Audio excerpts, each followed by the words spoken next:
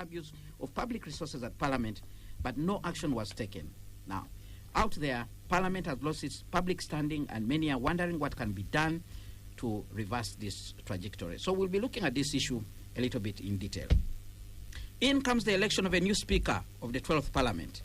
Now, today, the NRM Electoral Commission has urged all members of that political party wishing to contest for the position of Speaker and the Deputy to express their interest.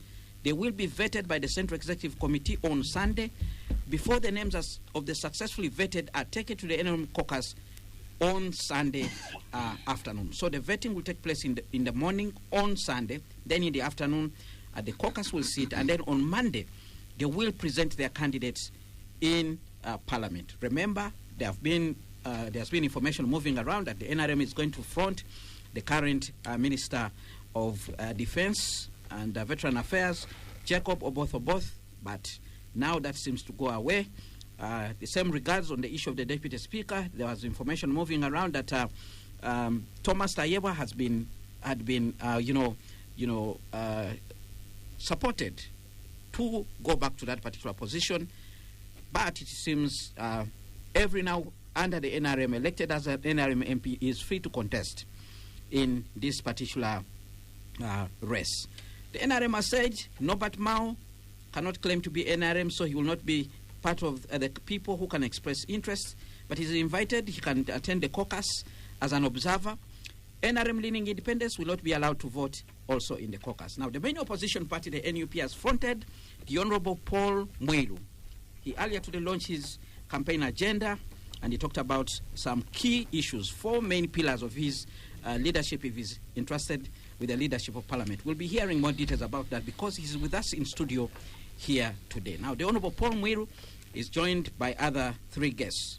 The Honorable Otto Makmot, Agago County MP. He's a barrister and aspirant for the position of Deputy Speaker of the 12th Parliament. He comes from the NRM party. Good evening, Honorable. It's a pleasure having you on Spectrum Extra.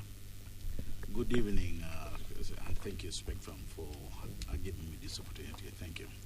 Also in studio, Ms. Aritua, Executive Director, Women Democracy Network, Uganda chapter. She's also a pundit on governance and human rights issues.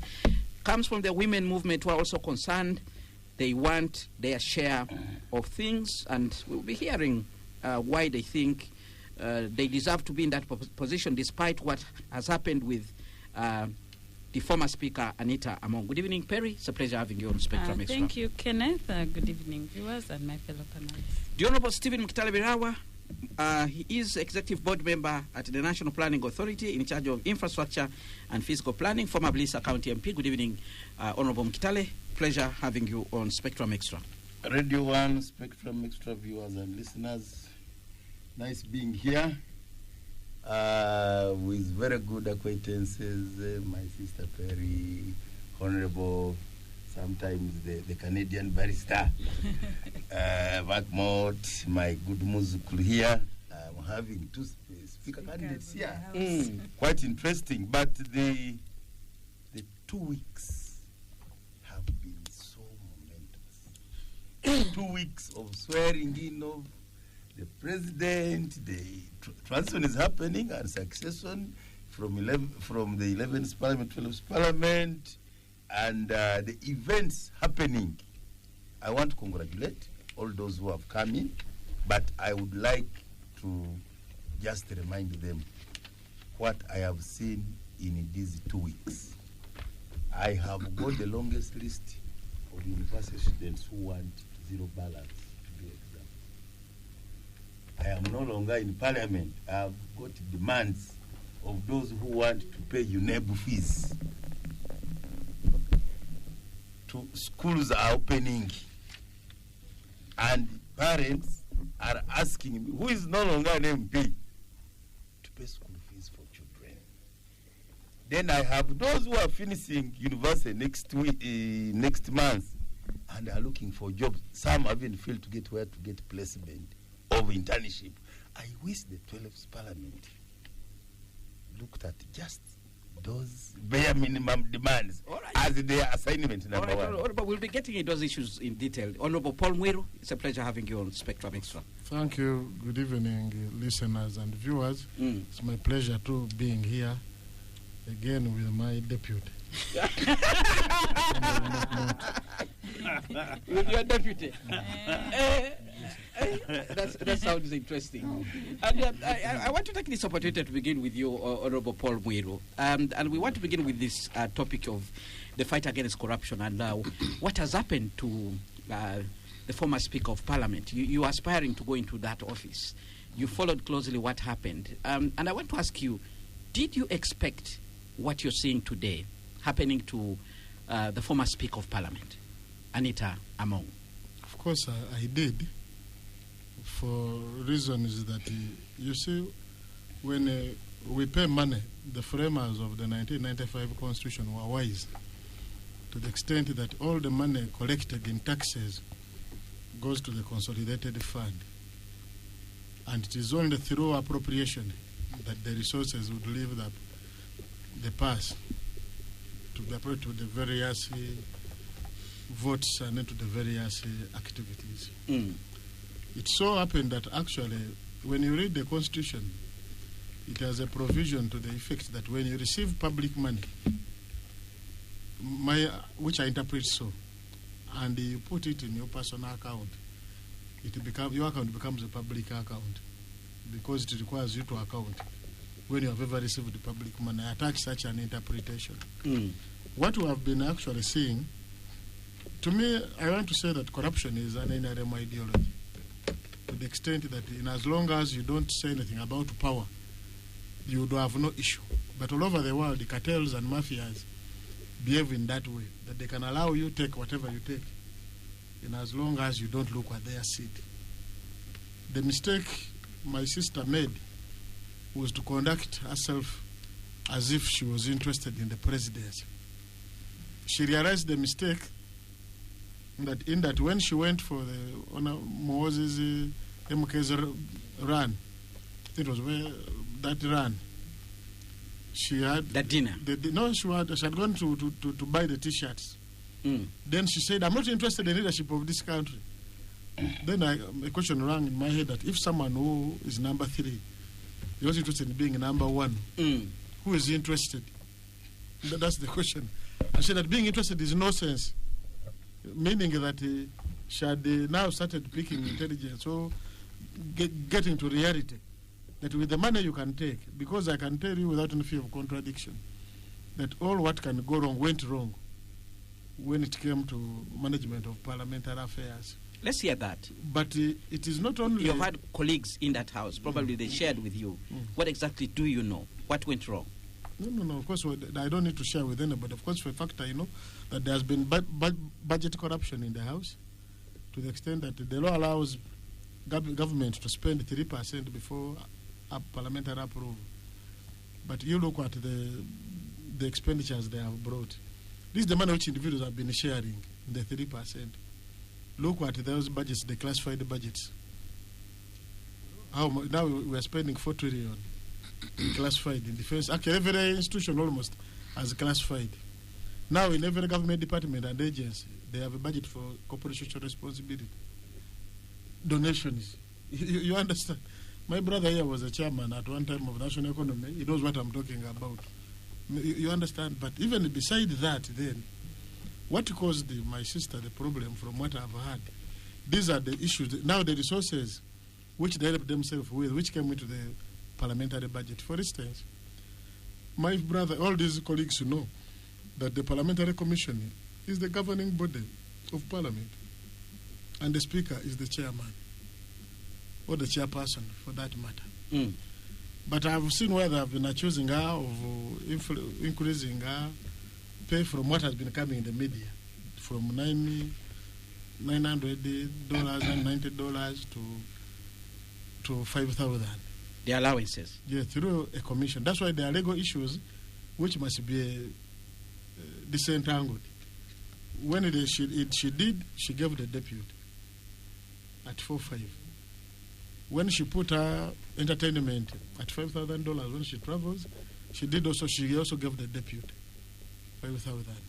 When she created inland travel allowance, when she traveled $5,000, she also gave the deputy. And in most of these scams, they have all actually been involved. what makes me even think that actually it's not just about money, because our people have been calling. You know, our people are, some are funny. They've been telling me now you are the speaker, but how come they have left another person and then they are moving for that level of impunity? Isn't that being secretarian? Which one? Can you come a little bit clear? What they were saying, there were two speakers, the deputy speaker and the deputy. Because I've met actually some leaders from Eastern Uganda. I'd called them for consultation, and they were saying, look, we think we are being unfairly treated. There were two people involved, and we are seeing they are pursuing one, giving a safe passage to their own. You understand? As Easterners, are we part of this? I told them, you are laborers. That most of you have been just struggling to become professional collaborators. You own, I'm here. You vote for me. You understand? Because you see, the only way you have to send a message. And you agree with that analysis? Of course, you see. Because one would say maybe the investigations are following a trail, a trail of evidence or something like that. No. You see, the way government operates, the past has been raided, for that matter. Everybody knows what has been taking place. You understand? And you see, for instance, take an example, the letter you talk about. If it was about corruption, you cannot tell someone that you're not interested in being a speaker. If you're investigating corruption, that has nothing to do. You understand? And the post, and as I've been given to other, the people I've met, they were telling me, actually they were around the 62, we had in a meeting with, that they have taken her phones and the phones of all her children at home. So she doesn't participate in this process. So she thinks maybe she may support either my Makmot or myself or another person. You understand? So you realize that whereas we don't condone corruption, like myself, but we are saying that when the process comes up, it should actually, the law is blunt. It doesn't look at Kenneth.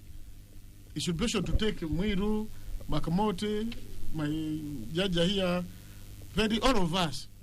But we are seeing a loop-sided investigation to target someone in terms of corruption. You understand? But the corruption which has been taking place actually in the government doesn't only appear not only in parliament.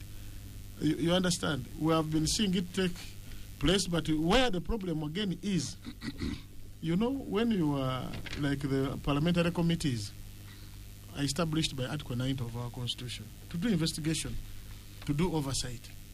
But I'm given to understand even the resources for these committees had been muzzled. But that actually they were not doing work.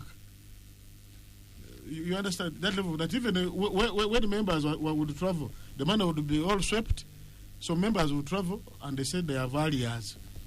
Even there are members who have stopped being MPs, but they have left a bill that for travel allowance, which they are demanding, they did not get. They went and borrowed from money. There is no parliament they run like that. But you see, it also depends on how you elect a speaker. But we shall come to that when we go to the question of the speaker. All but right. When we talk about corruption, to me it is an ideology. All right. Let's go to Honorable Makmot. Honorable Makmot, you come from the NRM, and probably you have also been following what has been transpiring. And we would like to hear from you. Did you expect what you're seeing today happening to Parliament, third highest institution in our country, its leader being, investigated at this level, homes raided, properties confiscated? Did you see it coming, Honorable Makmot? Yes, thank you. Thank you so much. I think that I expected this to happen. It was a mere question of time.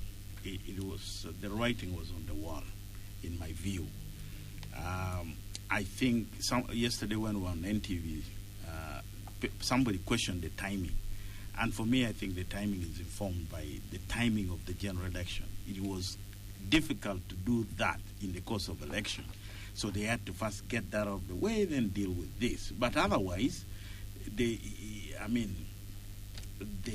so-called expenditure, the way of lifestyle audit, as the IGG basically is supposed to look at, it was prima facie. You could see that there's a extravagance. There's a lot of money at display, and of course, money is power. So that was coming with a lot of power, and it was definitely people are asking questions. Are we not going to do something about it? But of course, before I even go far, let me actually first of all thank the SEC for the decision they took today. That now people can, some of us can go and express our interest, and it is open for everyone. Me, I think this is the right thing, because some of these, what we had seen before was, in my view, there was no fair hearing. You're being dismissed before even you presented your case. So, and I expected, I had faith that this would happen, and I think I want to thank them for the decision they took today as the leadership of the party. That restores my confidence in this exercise. They took the decision. It is just a window dressing. They're calling for window dressing. We were yet back to to see. back to the issue of corruption. Back to the issue of corruption, I think it had reached a point where you definitely would say, why are the checks and balances? But like I said yesterday on NTV, I was a member. We served with my brother Paul Mwiru on Legal and Parliamentary Affairs Committee, and I think we saw this problem coming. One of the problem, in my view, was previously speakers would spend money, and the speaker and the deputy speaker had their own vote. They would spend all their money, and it was difficult to enter another vote, let's say for another committee. So what they did was to put all the money in a pool, so that now you can actually, without any formality, raid the other committee money. And the biggest victim of that problem was this 11th Parliament. People were crying, committee activities were paralyzed, and I think the biggest challenge we were even having, even before the speaker withdrew from the race, were members who were elected. They were saying, no, this Parliament is not the Parliament, Makmot, that you left behind. It is difficult, it is different. And so it is because somehow there was no checks and balances, there were no caps in terms of how much budget can you use. So there was unlimited use of money. And I think that is what we saw in public. So I think this is an area which I think we need to reform. The Administration of Parliament Act initially had a vote, and that had a limitation. And that budget would be scrutinized. And it would be hard to spend the way I think we have seen the presiders spending the money. So I think one of the first things we need to do when we go in the House as a deputy speaker, with your speaker, as a deputy speaker, is to restore that rule, because there was wisdom in it. Now you will then say, so then the question of the prosecution and all that. A lot of especially my brothers, in opposition, they have been saying that this prosecution, they have been leaving the big fish out. Now they have gone for the big fish. Later, so this is what people have been demanding. Some people believe it's more political than fighting corruption. It is hard to separate politics from legal, especially for that position, because it is intertwined. The speaker is both a legal and political person, especially in the office in Parliament. So yes, politics cannot be. It is hard to separate. It's a very thin line, in my view. So when people say yes, the two are mixed up, I think partly true. There is politics and there is also the legal issue. Thank you. All right, Spectrum Extra on Radio 1 FM 90. We're going to go for a quick break. When we return, we still have to hear views from Ms. Perry Aritua, but also the Honorable Stephen Biraahwa. But also, you keep your comments coming via the WhatsApp line 0703 090 090. We'll continue shortly after this break. Well, thank you so much for joining us in this edition of Spectrum Extra live on Radio 1 FM 90, reviewing major events of the week. We are looking at the fight against corruption, Operation Maliza Ufisadi, which is a Swahili word meaning the operation to finish corruption. And so many discussions going on. This operation has begun with the former Speaker of Parliament, Anita Annette Among, but some people are actually saying if there is, that desire to fight corruption, it should be holistic, that there are so many other government departments where this operation needs to go. But I have a panel of 4 people here. The Honorable Paul Mwiru, he's Ginger South East MP. He's also running for Speakership of the 12th Parliament as the NUP candidate. The Honorable Otto Makmot is a Gago County MP, barrister and aspirant for the position of Deputy Speaker. He comes from the NRM party.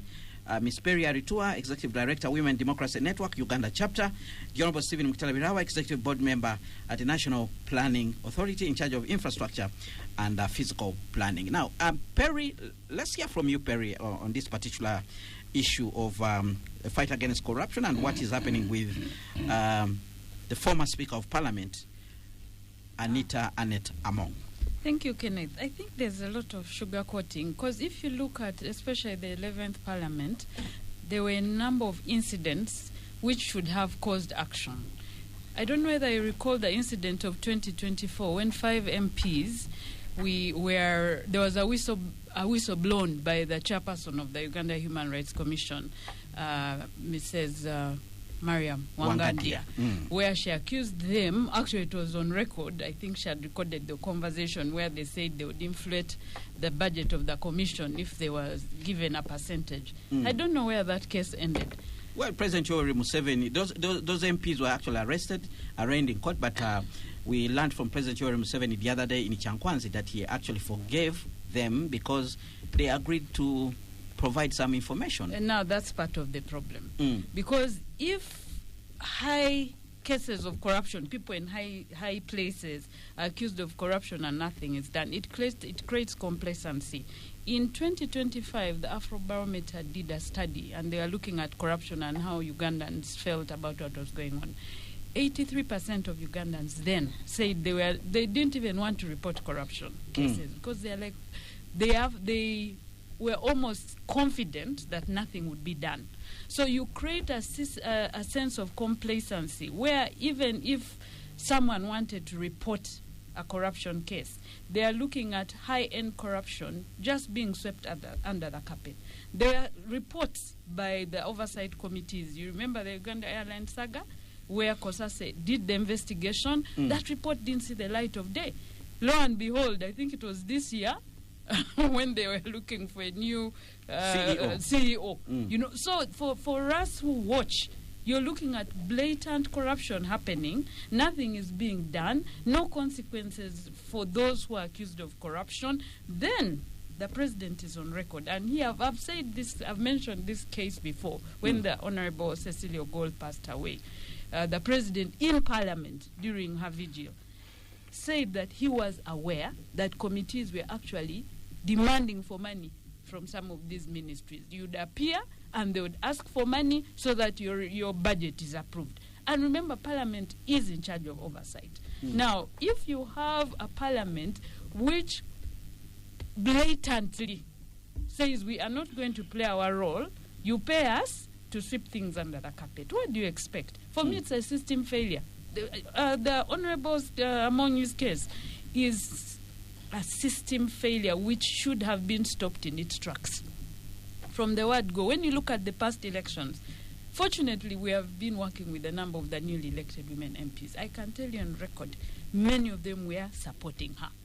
And some of them, it was because they had received money for their campaigns, you know, even as they were coming to get their, what do you call it? To prepare for swearing in. To prepare for swearing in, getting those documents from Parliament. There are a number of calls from the Speaker's office, you know. So there was patronage, where Parliament had been weakened to a level where it was almost transactional. You either bow down to the one who is giving you money, or you find yourself not attending committees. There are actually MPs on the opposition who somehow were on the IPU, the Interparliamentary Union, and they would never fly out of the country for those meetings. It's like you're just there by name. Why that happened, they don't get explanations. So you have a system which had gotten rotten to the core. That I'm even afraid for the ones who are coming in. The good thing, there are a number of new MPs coming on board. The other positive thing, there are also a number of veterans who have been there, because public trust in the institution of Parliament right now is at its lowest. And this particular case has not helped the matter, because ideally Parliament is our voice. The people we elect are supposed to be our representatives. But if you're really sure that nothing is going to happen, then you have a problem. Their major role of oversight almost became non-existent, because in the public eye, at least for us who watch many of these institutions, it was clear that it was transactional. So even working with Parliament became difficult because you're working to achieve what, you know. So it was public knowledge. If you watch how Agora, which was doing a lot of the investigation during the parliamentary watch, I mean, they were sharing evidence of huge sums of money, you know, being spent with almost zero accountability. You know, even right now we have become so pessimistic that will something really come out of this case? Because the issue for me is deal with the system, deal with the issue of separation of powers. Let Parliament be allowed to do its role. And that's why the election of the Speaker becomes very important, because the Speakers play a very important role in ensuring that Parliament functions with a level of integrity. So if the process for election of the Speaker is so tied to the executive, that's where the problem begins. Then oversight becomes difficult because there's no separation of powers. The executive dictates what Parliament does. Then you'll find even those in the opposition who are also national leaders will not get a chance to speak. If they do, they're either shut down, and yet ideally when they come to Parliament, they are all national leaders. They represent all of us. So for me, the election of the Speaker is actually a make or break for the 12th Parliament. If we get a Speaker who is so closely tied to the whims of the executive, we are done. Thank you.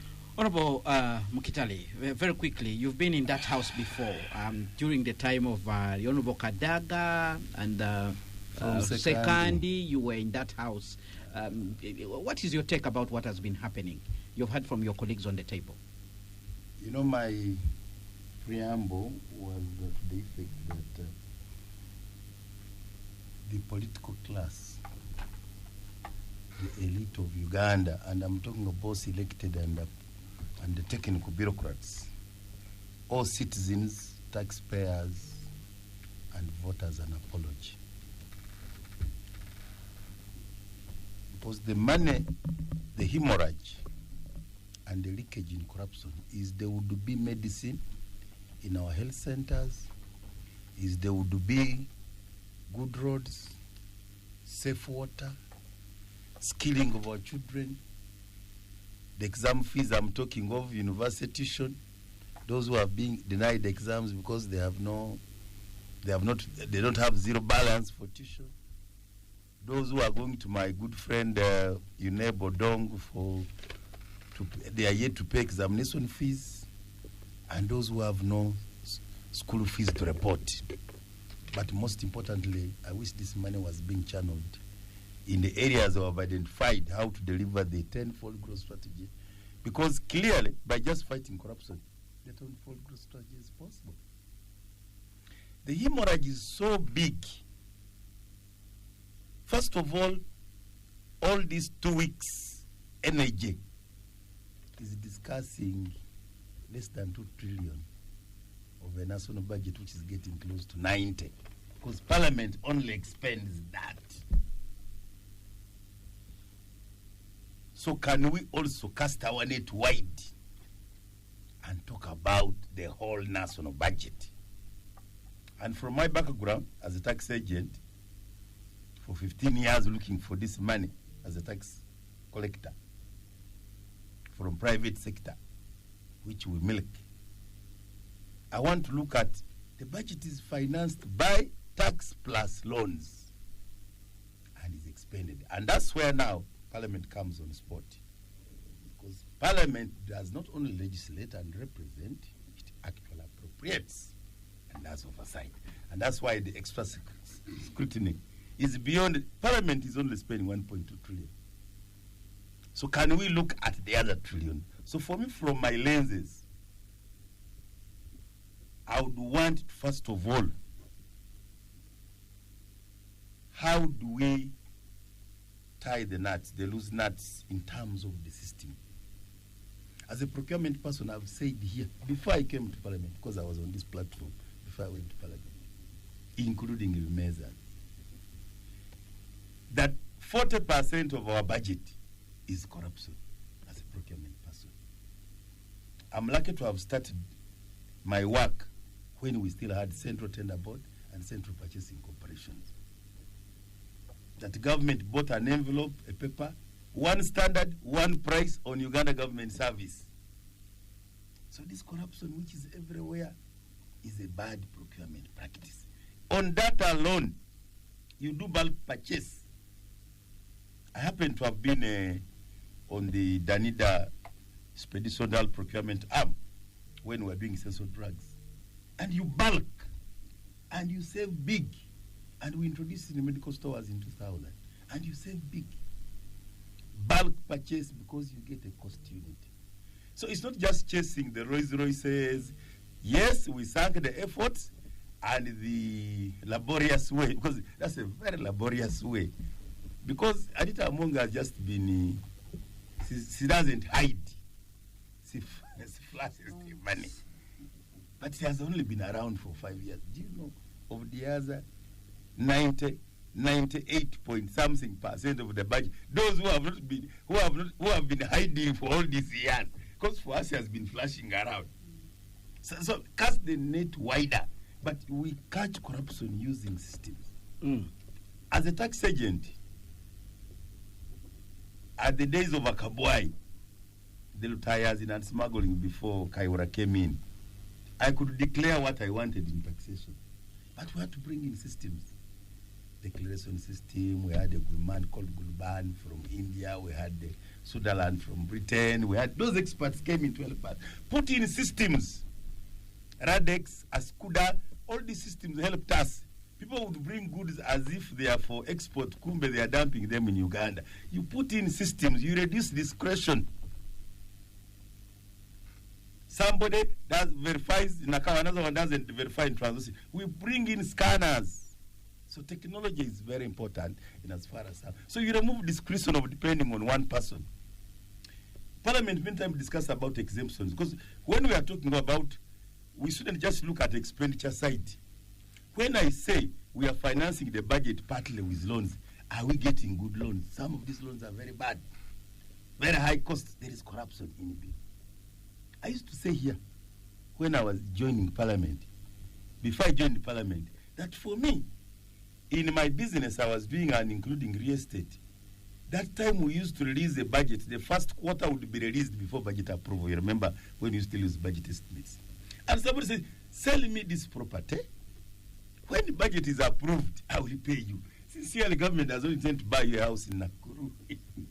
So clearly somebody knows when you pay Ministry of Health budget, when you pay Ministry of Education, his money is there. So we have known. And that's why, for me, I started talking from the very beginning. Before I came to Parliament, I was talking about nation building, to have a national conversation. When I came to Parliament, I started talking about the national dialogue. Without amnesty, I can repeat what my friend Jacob Bolanya said: whoever has not thrown, has not done it, throw the first stone. We may need a semblance of an amnesty. A semblance of, so that suppliers of government are government workers. The technocrats, for me, was come from the private sector, and I've been with them. That's why we helped the president form the Presidential Advisory Committee on Budget, called the PACOP, and I earned so many enemies. That's why I earned so many enemies from oil and gas. Because I knew during procurement, and I told them, we are going to spend $25 billion in recoverable costs. Tell me, when did the 11th Parliament discuss recoverable costs? Have you heard of any debate? It's bigger than the national debt. Nobody has taken trouble. And there are so many beneficiations, linkages, forward and backward, tourism, technical, which could have been built, state participation, local content, so that we operate and maintain. Zero. Parliament, not a single day, has discussed that subject. So your argument is that corruption is a system issue. It's embedded in the government system. When you talk about neocolonialism and imperialism, the multinational corporation, because I started by saying I started this business of shipping, of procurement, of logistics when we still had Central Tender Board, Central Purchasing Corporation. The PPDA, the competitive bidding was not to promote us. That is corruption. It was to get multinationals to access markets here. And we have done it for good 30 years. We have said recently to say, how do we change PPDA laws to make sure that Kampala quality can give, Katongole can give us medicine, now my Muzukulu Day can give us medicine. We are suffered 30 years of being agents of. So let's try to apply. The lawyers are here. I don't want to reduce very fast to the parliament. Budget corruption is real. Corruption is in agreements. The bad agreements of Bujagali, that was corruption. The bad loans, that's corruption. A lot of government, when people are discussing, you heard the president saying, where were you when you were discussing this agreement? So nobody looked at national interest. So because we have so many commission agents, we have so many agents of imperialism, they think the loans belong to the lender. If Centenary lends me money, if DFC, it is mine. So for them, they are very quick. Telecoms, the reason why we are not transforming is that the biggest money maker sectors in the last 30 years are foreign.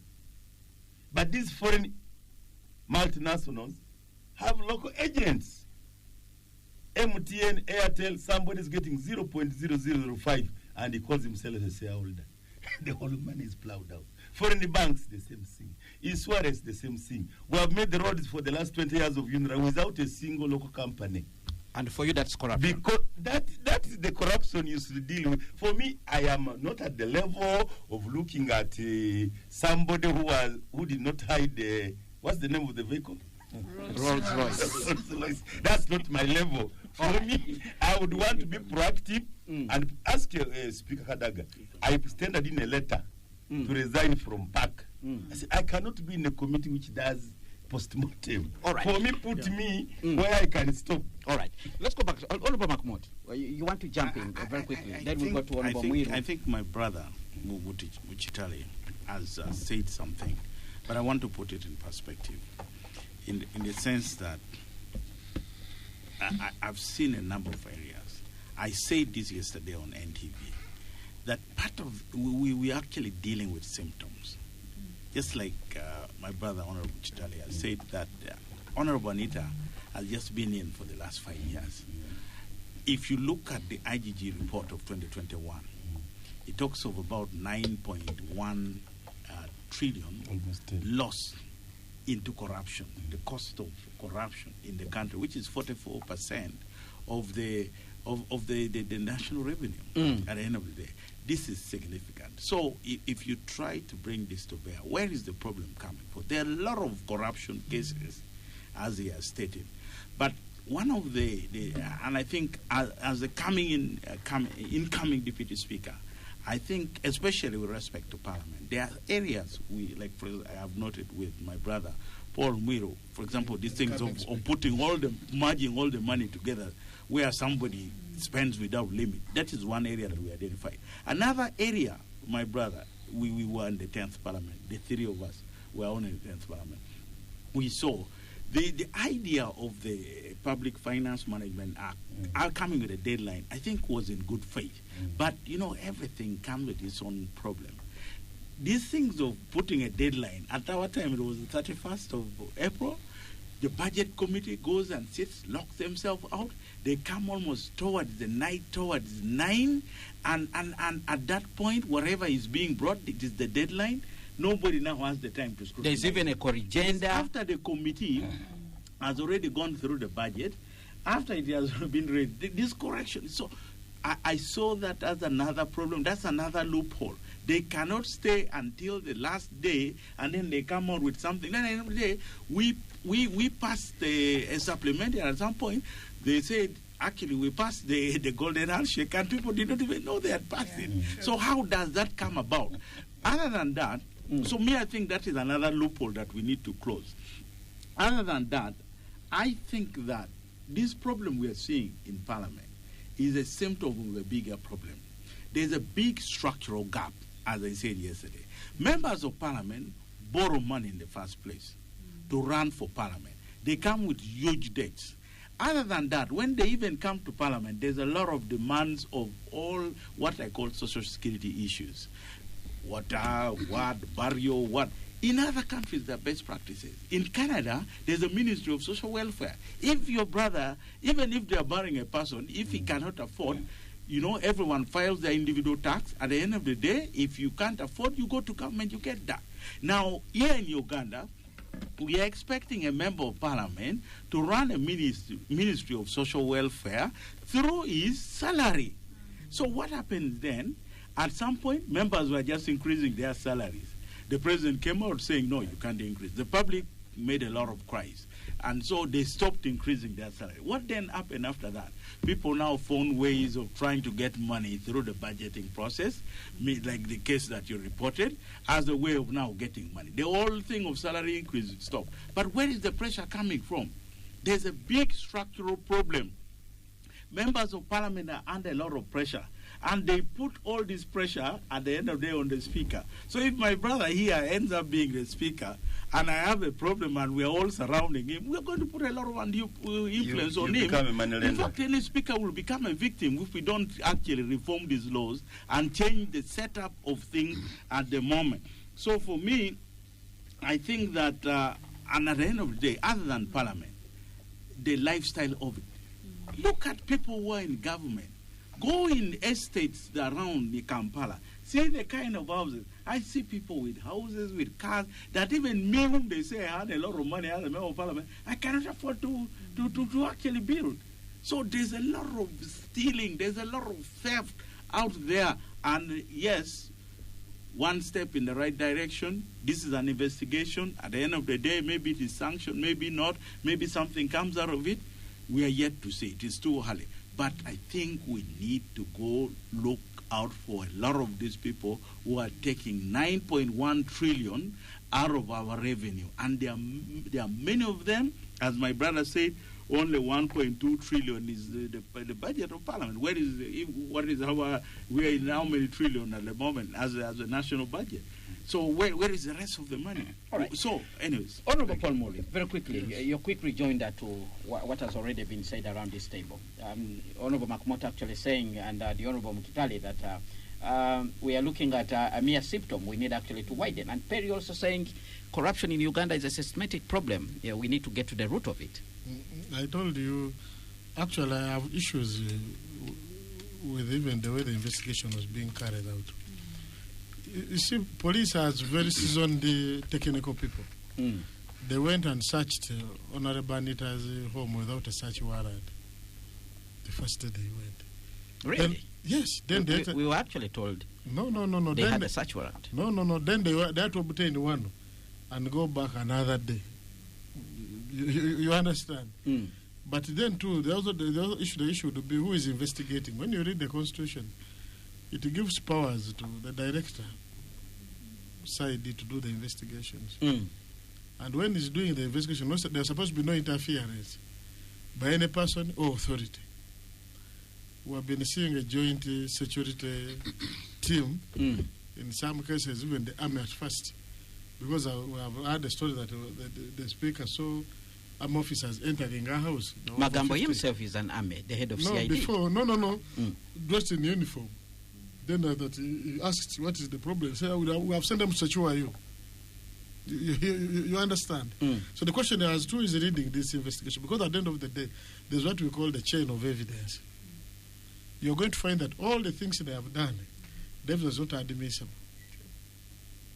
And the thing will collapse. In whose court? That will be the other question, because we are told the court will do as the regime wishes. That's what you have been telling. Maybe in her courts, because she had also had the leverage over the court system. Innocent until proved guilty. You understand? Allegedly.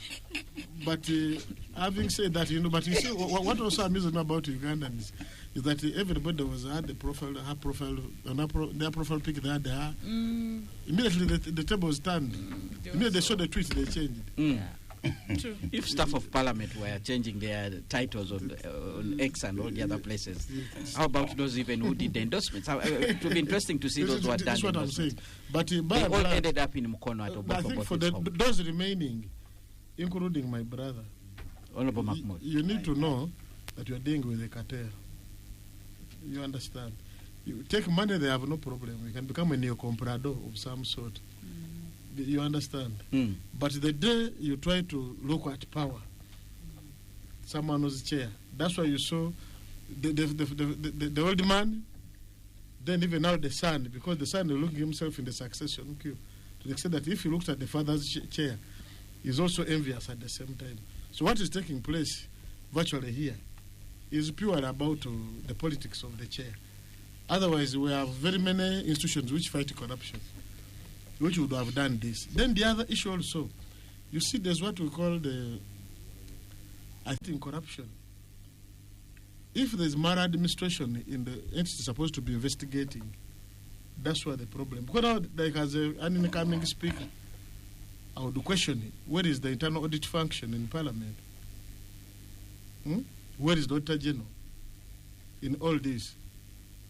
Because as resources were appropriated, and this way, you see, you may not undermine Honorable AAA, because you see, she's not the vote holder.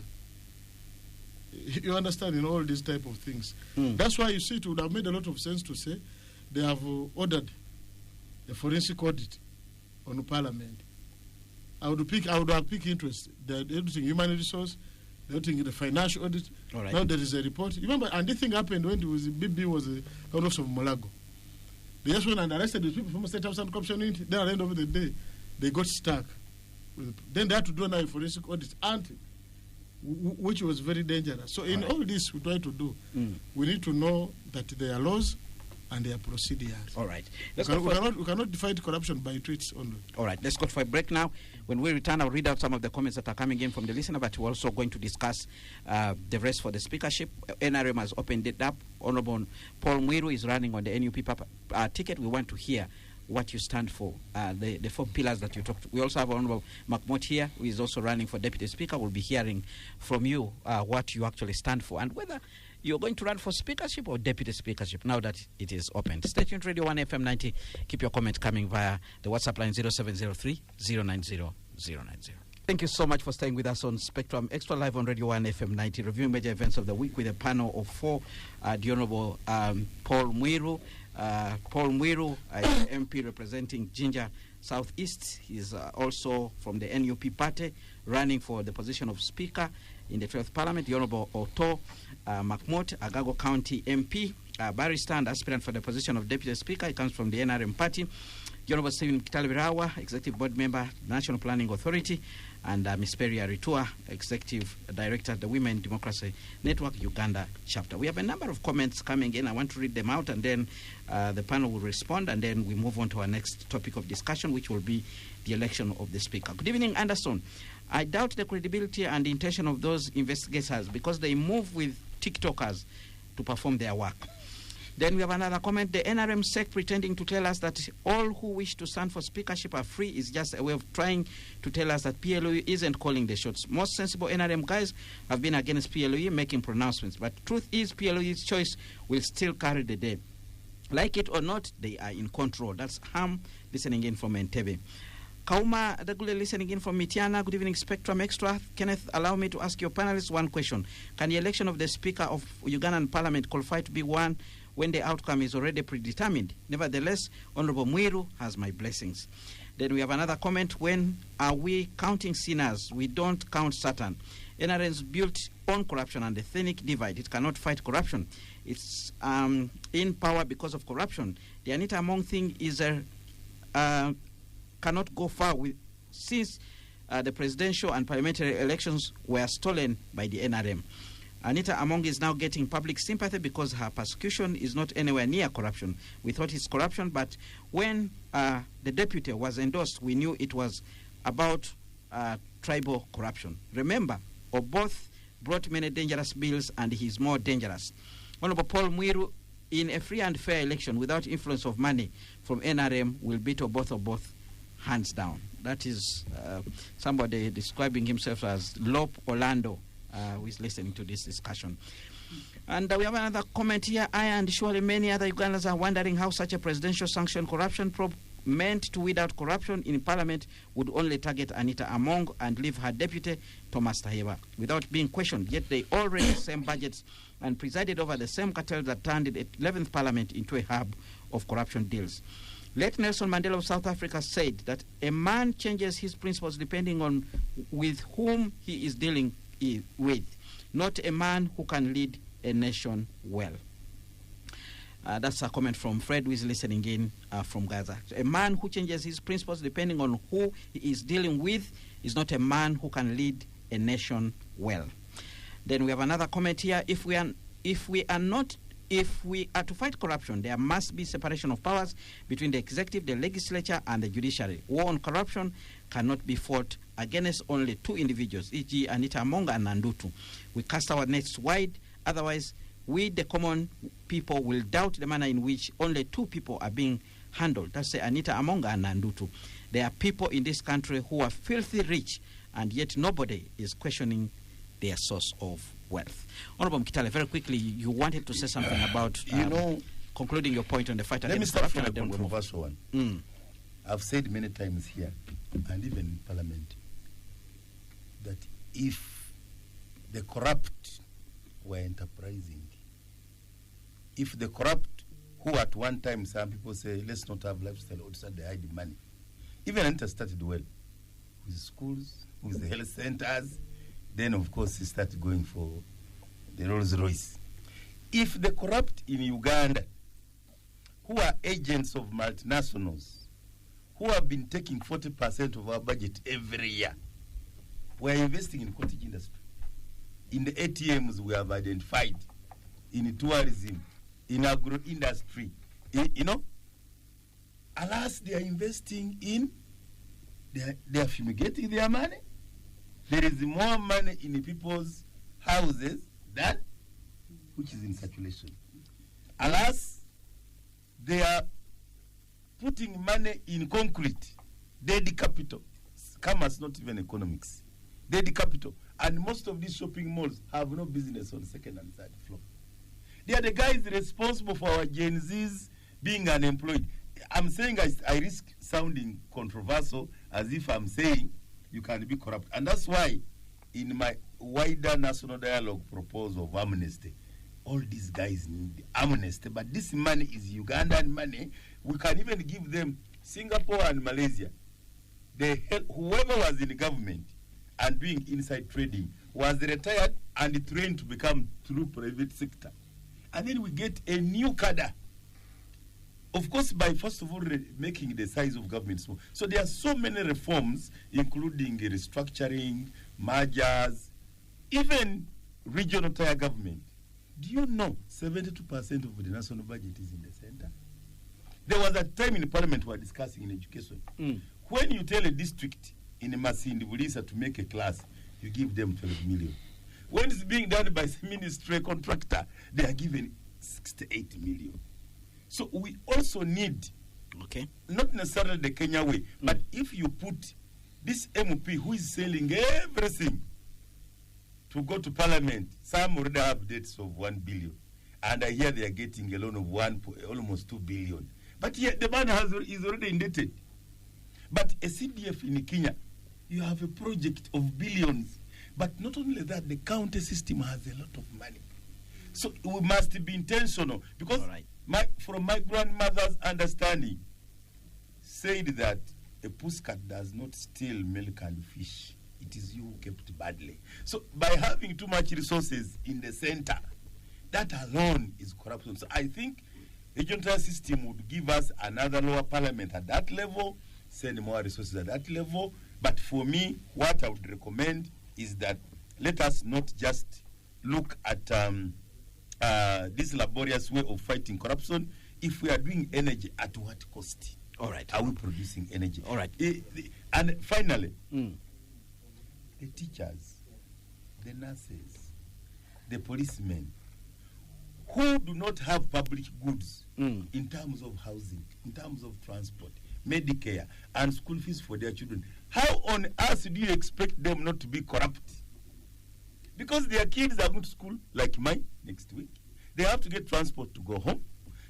So there is a nexus, I have said before, between privatization and liberalization, where you remove the public goods, all right, and corruption, because and that's why I'm saying it's a national dialogue issue. All right. We have to discuss it openly and say, this traffic man standing outside the Radio 1, getting 800, is it 800 or 700?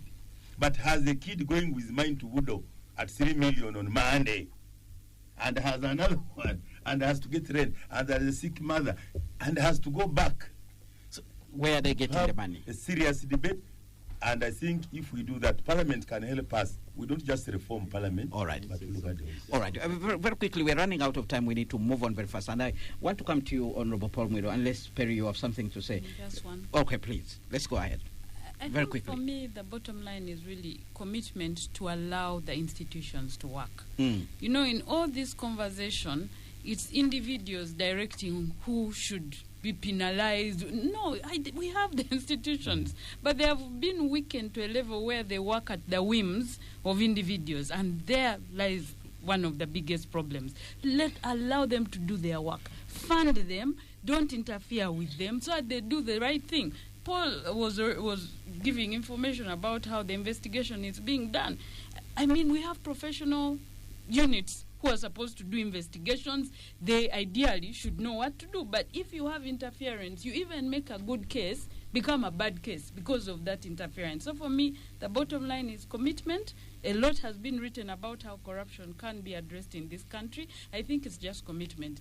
Let the institutions work, fund them, create systems where people don't get power to a level where they dictate. For instance, where you have so much money that you even flaunt the system. For me, that would be what I would say in this regard. All right. Now, let's shift our gears and look at the contest for the speakership. And I want to begin with the Honorable Paul Mwiru, then I'll come to you, Honorable Makmot, very quickly.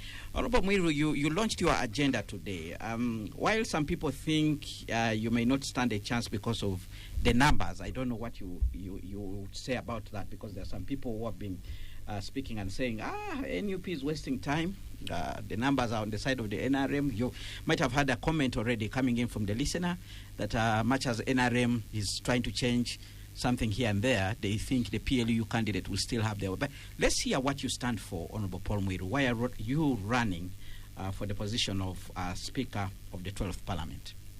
Thank you, Kenneth. Actually, our people here are very, very interesting. You see, when a woman would vie for a constituency position, they would tell her, you go for the one for women. That's for men. This is for men. You see, that's how they would do it. Today, when I was running for speakership, some would say, why don't you wait for the leader of opposition? But there is a contest now for speakership. You understand? And for my brothers and sisters from Busoga, they were reminding me, we were told that when the colonists wanted to know what development they would put in the Busoga, they thought the hospital was very important, and then they asked for a prison instead of the hospital. Because I was telling them, I'm vying for number 3, position number 3 in the country.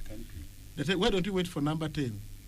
So I was not getting the logic. So you are trying to avoid the old way of doing things. No, okay. I was not, but I've been trying to adapt.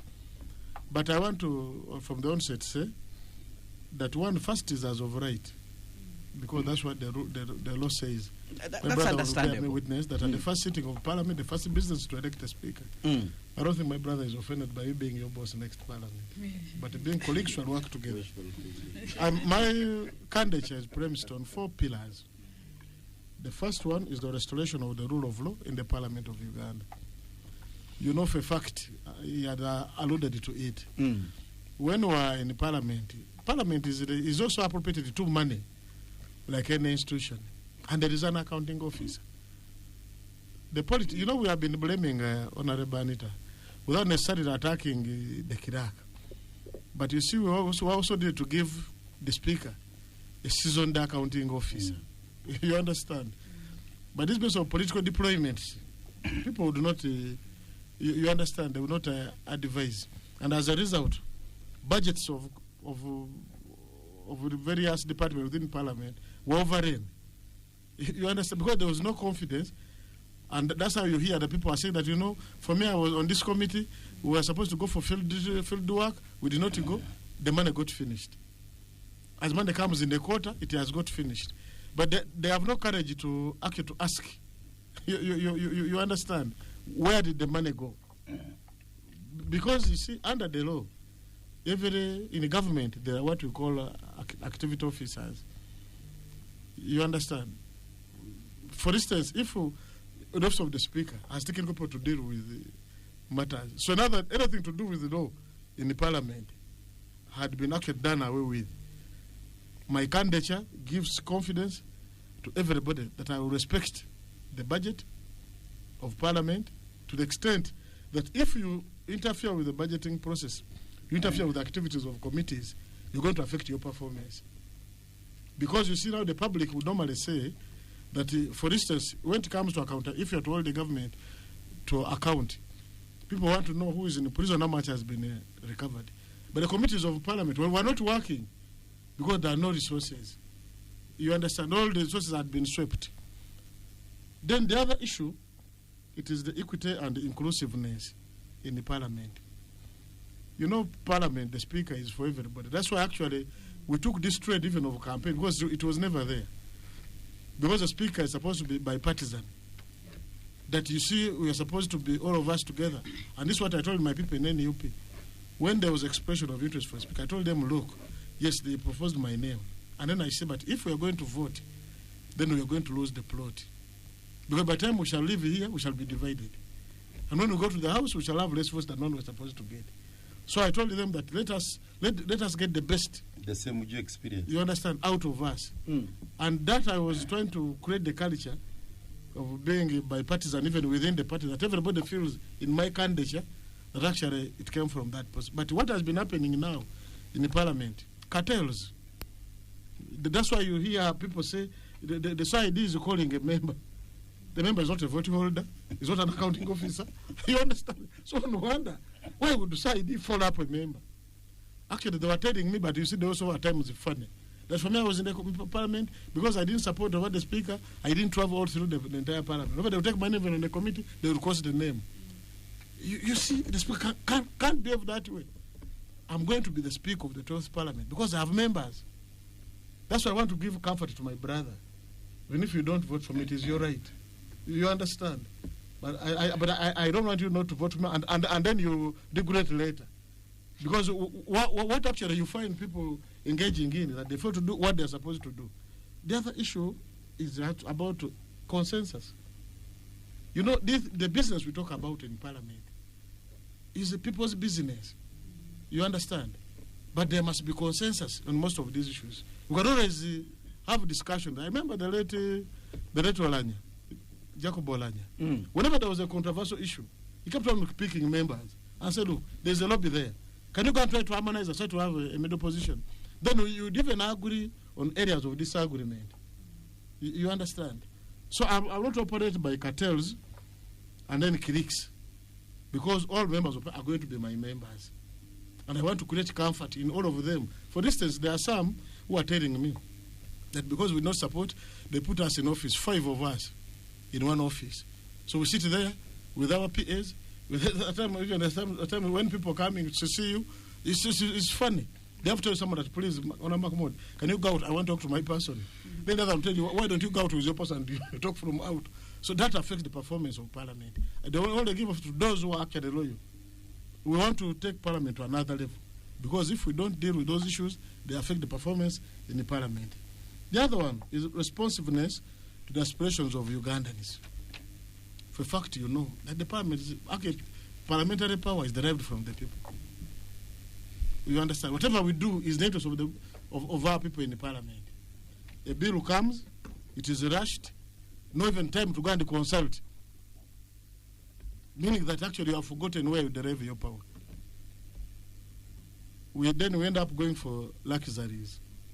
Because as a result of conducting yourself like that, I think that's how you end up with all those material things which you don't even need. You understand?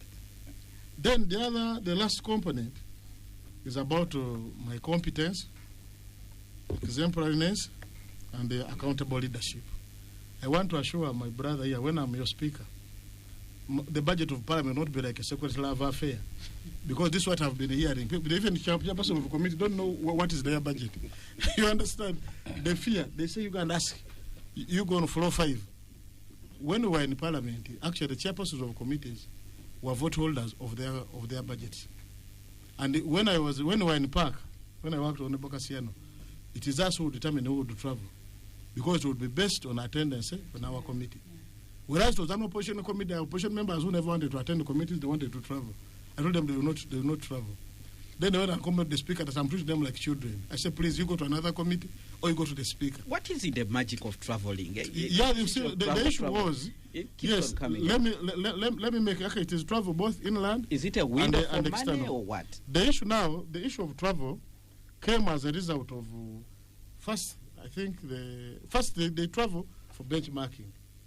There is some which is justified, and from what I've been gathering, also some which has not been actually justified. For instance, in the park, we would travel because we had to look at the accounts of the entities. Different entities. Which are outside the country. And those will be the travel which will be attached to the committee. But there are also travels, for instance, like for the parliamentary football team. I'm talking of where actually personal travel happens. Then there are also where the parliament would find a way of actually sending members when they're invited, like the IPU and others. That's why Honorable Nabagabe, because she went there and raised human rights issues, the speaker came back and said you will never travel even to go for official work. And she was not traveling, and yet it was but also to me, as we discuss all these things, because I was trying to, there also the question of the quality of members. Because Honorable Makmot, you remember, when the members started running to the speaker for speaker's signature, and even when you remember your chairperson of national economy, without attending committees of parliament and rushing the speaker for a signature, we protested. And I said, you see, the resources of the committee is the carrot and stick. I'm sure that many members are attending the committee. But in as long as they can go and get favors from you, they will never actually come to attend the committee. All right. Finally, on this issue of accountability, when I become the speaker, I've heard these people have adequated the budget on corporate social responsibility. Corporate social responsibility. In the billions. You understand? One wonders, the people in my place are lacking registration candidates. For PLOE. And we are paying registration fees as members of parliament. You understand? We are paying fees. Instead of appropriating this money to government services, for those services, we are busy having this money for corporate responsibility. When I'm the speaker, I don't direct you because you'll be my deputy, from what I hear.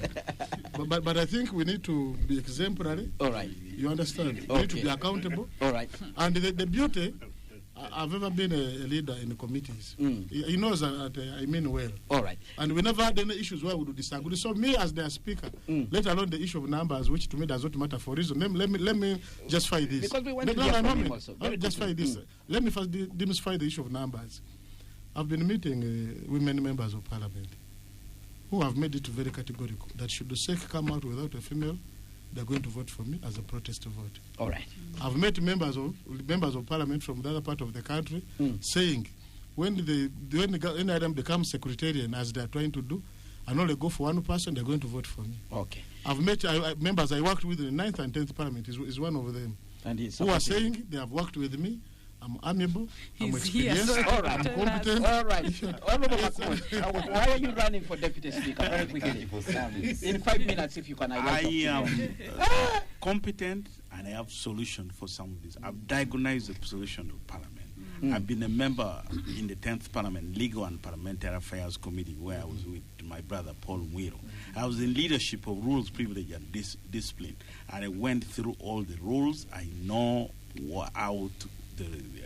how Parliament is supposed to proceed. Parliament needs a lawyer, and it's not by accident that No, is bringing Paul Mwiru, who is a lawyer. And the last, how many speakers and deputies, they have always had lawyers. But even the former speaker has been a lawyer. That's what we know. So why are they choosing lawyers? I'm a lawyer, and a lawyer who is both local, a Ugandan trained lawyer, and international, a barrister. The laws have not been tapped. I have full potential. When people talk about policemen not being paid enough, it is pay equity. I litigated in Canada on pay equity. That's what we need. You get it? People are talking, they are crying, but they don't know the direction, where to go. I am a man who has most of those answers. We need a lot of comprehensive, holistic legal reforms. I have been a leader, the number 2 in the whole North America, secretary of the board of Uganda North American Association. I have lived, when you talk about development, when you talk about infrastructure, I'm not just talking about, I've seen it, I've studied the Canada. When you talk about the federal system in Canada, division of power, the different provinces, 11 provinces of Canada, where Uganda wants to go as East African Parliament, I am a guy who is not just going to say, oh, there's a problem and whine about. I have seen, I will just speak, I've benchmarked over 15 years of legal practice, trained in different, that I can't even talk about here. So for me, I think both my experience as a legislator, leadership at Parliament, plus even practice of law in Uganda, trained at Makerere University, a leader at Makerere University as a minister of Mukasa Fred Mbide's government. I was in the Constituent Assembly as a child delegate for Masaka in 1994. Masaka, I represented in the Constituent. I have the evidence. Kadaga was at the National Council for Children with Pulkol, and those were my metrons. I came in 1994. Was that corruption? So I'm telling you, come from up north and you're representing Masaka. You need, because of my capability, these things have started a long time ago. You need a deputy speaker who will help the speaker. I'm not too ambitious. When I can help and bring ideas and solutions both within Parliament to bring the necessary reform to help Uganda so that we unlock the economy and move forward. This is the man before you, Otto Edward Makmot. And recently I've been studying international business law. When I studied a module on financial crimes and money laundering. These are the issues at hand. The reporting system for banks, the penalties that come by not reporting. Where is our financial intelligence authority when we talk about all these monies exchanging hands? Where are they? Where? So at the end of the day, I know institutions that work, system. I know what is needed for us to deal with some of this. Parliament needs me. All right. But thank you. And now is the time. From Xtra Radio 1 FM 90, we're going to go for a quick break. We will return. We'll hear from the other people who are not competing to become speakers and deputy speaker. But also we want to hear the voice of the women movement about this particular race, because there were certain things they were saying yesterday about how they are being sidelined. We have a chief justice with a man, a deputy chief justice with a man. Now you go to Parliament where you still have a man. What does this race mean for them as the women, despite what has befallen their colleague, the Honorable Anita Among? Stay tuned, Radio 1 FM 90 will continue after this break. Well, thank you so much for staying with us on Spectrum Xtra live on Radio 1 FM 90, reviewing the major events of the week. We are now looking at the election of the new speaker. The update is the NRM has opened up the process. What does this mean? Every NRM member elected to the 12th Parliament is free to contest for the position of Speaker or Deputy Speaker. The NRM Electoral Commission saying that you can take your expression of interest documents to the party headquarters here in Kampala. They will be taken to the Central Executive Committee on Sunday morning for vetting. Then in the afternoon, the NRM's caucus will receive a list of those who will have been successfully vetted to go and contest for the two positions, Speaker and Deputy Speaker. So we are trying to look at this issue in detail. And of course, we know the NUP has fronted the Honorable Paul Mwiru to run for this particular position. In studio today, the Honorable Paul Mwiru, Jinja Southeast MP, is a lawyer and, like I've already stated, candidate of the NUP for the Speakership of the 12th Parliament. The Honorable Otto Makmot, Agago County MP, comes from the NRM, is a barrister, aspirant for the position of Deputy Speaker. The Honorable Stephen Biraahwa, Executive Board Member at the National Planning Authority in charge of infrastructure and physical planning. Now we want to hear from Ms. Perry Aritua, who comes from the Women Democracy Network, where she is the Executive Director. Perry, the race for the position of Speaker and Deputy Speaker for the 12th Parliament. Thank you, Kenneth. I think the women's movement has been categorically clear. We have a constitution, Article 33, Clause 4. It's very clear that for every public position, both men and women must have equal opportunity. That same provision was reiterated in Objective 6 of the National Objectives and Directive Principles of State Policy, which again say gender balance must be seen in all public positions. So even as the men are having this conversation, they are actually supposed to abide by this constitutional provision. And for me, it would even make more meaning for the 12th Parliament, because they have just taken oath to uphold this constitution. So in this race, we are actually just saying abide by the constitution. That is your first test of how you will actually lead and how you will use the constitution to play your mandate as members of parliament. So yesterday we had a press conference, very clear, because Uganda, apart from its constitution, also has regional and international obligations. We are part of the Convention on Elimination of All Forms of Discrimination Against Women. Article 7 is very clear. Actually, states every 4 years must report on the progress they are making when it comes to women's rights, including women's leadership. So for us, we are saying that whoever becomes speaker, if it is a female, then the man can become deputy speaker. Yeah, sure. We've just come from the SDG assessment in Munyonyo, and confirmed Uganda is doing very well in that. And my seniors have just come from Addis Ababa.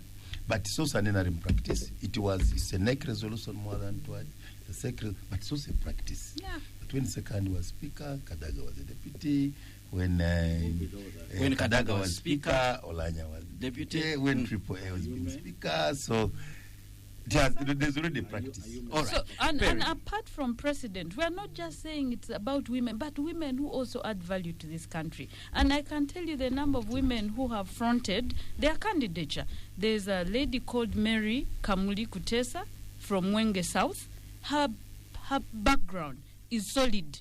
She's a tax consultant. She has worked with the DPP's office. She has worked with UNRWA. So let's not just judge women because they are women, but what are they bringing to the table? I know that the Honorable Florence Akiki had also fronted her candidature.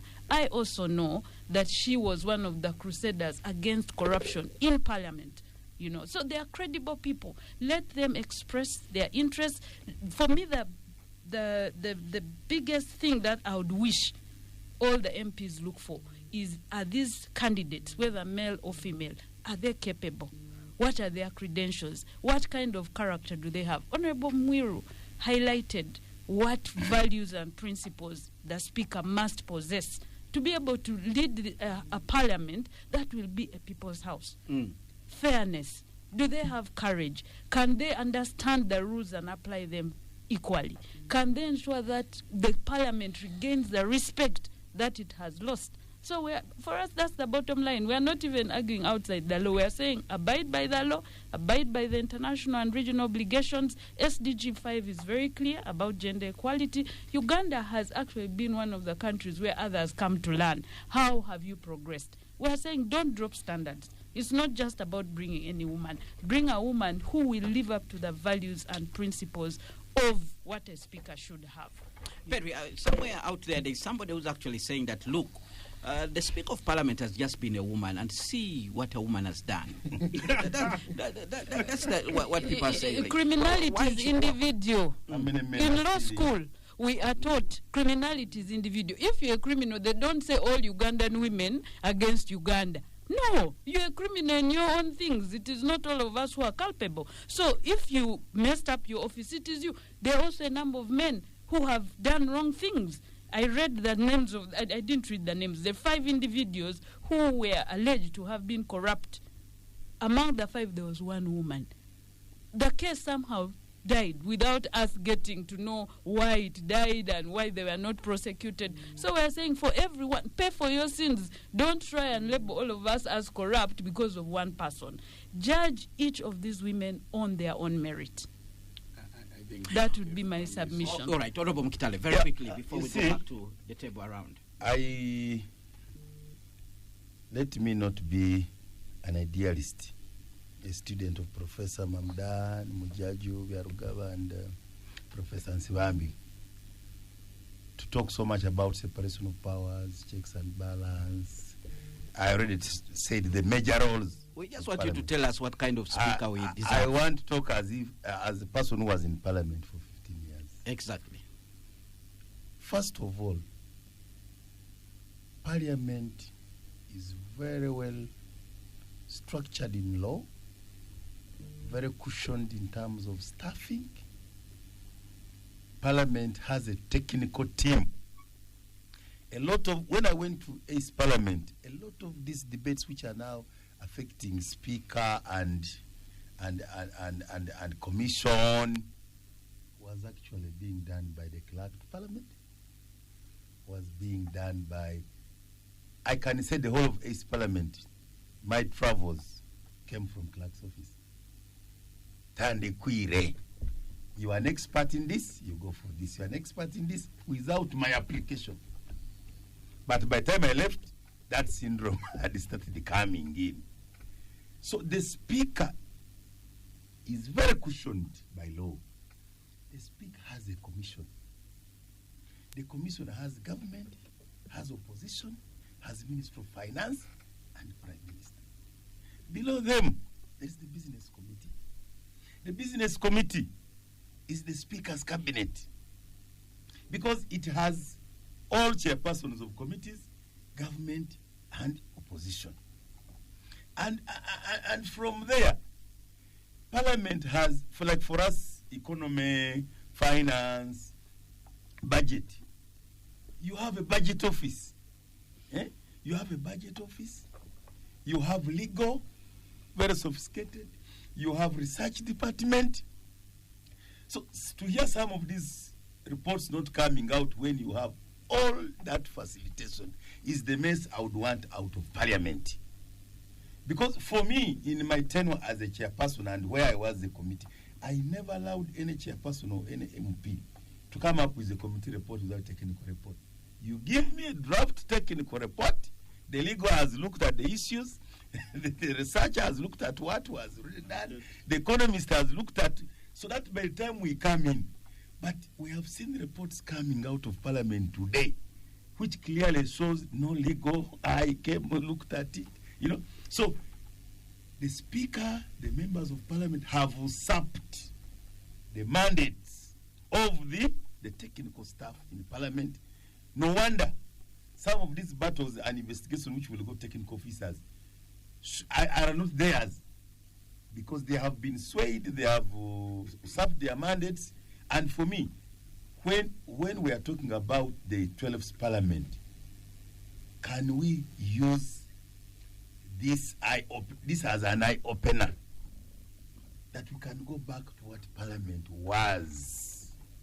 We can go back to the institution really processing business as it used to be. I went to Parliament when we were electing commissioners. Commissioners were accountable to us. So for everything happening, they would come to you. So even this is what you call it gratitude, how do you call it? I don't even know the name. Service award. Service award would not have arisen because we were the appointing authority. Chairpersons of committees. The moment that power got lost, it also caused problems. And that's why you can find, because you were designated, you are not elected by your members.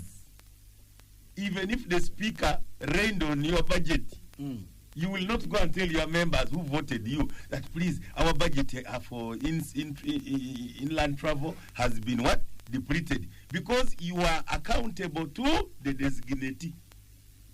So I think some of those very simple looking but very important, but also Parliament lost seniority, hierarchy, and chain of command. Nobody will come and give you instructions. When you're expecting your leader of government business to be to want to tell you what to do, or the chief whip, nobody will come. And so there is also a lot of power centers which have come in. Now, finally, I'm a student of systems analysis, input, output model. today in the computer world, you talk of garbage in, Garbage out. Mm. A member of parliament is supposed to be a national leader, a servant leader. And we have already mentioned what the Constitution says the role of a member of parliament. But if a member of parliament is going to spend $1 billion and thereabout, I think his first business is to recover that money. How he gets that money, there is too much inducement to do wrong. And that's why the hankering for trips and what, any small opportunity is to try and recover that. All right. Is it possible for us to go to members of parliament as servant leaders? All right. Not fighting for emolument. My expectation when I went to parliament, I left parliament without discussing ever 15 years what I'm supposed to get. Because not even the work of an MP, it is a business. But when I said hearing of emoluments, we lost it. I think for me to have a good parliament, we should get delegates. You come as a delegate. Yes, I'm a proponent of the proportional representation as one of them, but also as an advocate of Region Tiger, I would wish in a region like Lango, like Busoga, like Bunyoro, like West Nile, they elect their leaders and they come as regional reps. So that you cannot go and buy Arua, West Nile, Pakwach, you can't, at least they say, these are our brains. Because the issue of regional representation, equal opportunities, regional balances is very critical, and we need to and I'm talking about reducing the size of parliament. I talked earlier of having the other regional parliament on the other side, but also having a smaller size of parliament. Otherwise, right now, you may also find some parliamentarians are victims. All right. We have more comments coming in from the listener. Very quickly, I'll read them, then we'll go around the table with your responses. Mr. Museveni is the captain of the boat called Corruption and is responsible for all the passengers sailing in that boat. But the passengers can enjoy and feast as long as they don't mess with his control button and steering wheel. That's Eric listening in from Iganga. Good evening, Kenneth. I've surely remembered that it was on this Spectrum Extra when I suggested that just that there is URA, there must be a Uganda Expenditure Authority. We all need valves. Once they are removed, then corruption thrives. This act to Parliament should be done to all ministries and government agencies. That's Henry Chiwenda with that particular comment. Ocheng Samuel listening in from Nigeria. Kenneth, my greetings to your panel today. I strongly believe we need a contract a foreign firm to support budget preparation and approvals. Then Clive Guma listening in from Etewe, you cannot effectively or genuinely fight corruption using unconstitutional methods. Illegal procedures cannot fix illegalities. We wash and spread in the mud. Jellington Maximo from Chitezi Rice said, I'm not happy with how the CDF is investigating AAA and leaving out Deputy Speaker and they in the same office. I beg to be corrected. Another comment, keep our eyes off AAA. Why always go for postmortem? Why need to stop before? We need to stop before it happens. That Mutevi Moses listening in from Ginger West. And then we have another comment. The hegemony has succeeded in destroying Anita, thus paving space for MK, making him the only available suitor for the presidency. The president has intentionally incapacitated any presidential contender from all regions, most times deliberately setting them up and then soiling them to point of no return. Meanwhile, Anita would make a very excellent president for Uganda. That's a comment from Richard there. Spectrum Extra, NRM government has abnormal size and dead institutions. That's a hell out there. That's a comment from our Mazawi is listening to this show. Wamanyi Charles listening in from Mbale City. Good evening. Anderson, NRM has taught Nope on how to create circus. Paul Mwiru winning the speakership dominated by the NRM is a real circus. Then we have another comment. Good evening, Spectrum Extra. Anderson, that alarm is because Honorable Anita tried to recruit people from all over the country, breaking the usual norm of Western Uganda. That's why she's now a liability. Well, those are the comments that are closing this discussion. So if we can respond to them very quickly, Honorable Makmot, let's go around the table and then call it a day. Very quickly. Yes, Anderson. Anderson, I want to get back to my sister with respect to the issue of gender. I want to also agree that, first of all, I call myself a feminist. I am a student of Constitution, of Charter of Freedom and Rights of of Canada, and particularly Section 15, I have seen how those issues are applied. Because also, if you look at Article 21 of the Constitution, it talks about discrimination on the basis of sex. So at the end of the day, if you ring fence a position for a woman and you lock out people, clearly, there you're discriminating at the end of the day. So for me, I think gender is an issue. But I think when we're assessing government on the issue of gender, just like you said, they have performed well. It should not be confined to this particular office of a deputy speaker or speaker. Generally, how has gender been treated as a government? We have had a vice president who is a woman. We had a prime minister who is a woman. We had a speaker who is a woman. Number 2, I think even 3 and whatever. And this is just recently. So is it at the one time 5-year thing that you're assessing this, or generally the comprehensive assessment? So for me, at the end of the day, core competency. For example, the people you're talking about, how can a first-time MP, in fact, we should even amend the rule and say, for you to run for speaker or deputy speaker, you must be in your second term. Because a first-time MP, it is one thing to be a courtroom lawyer, to have done all these other things. It is another thing.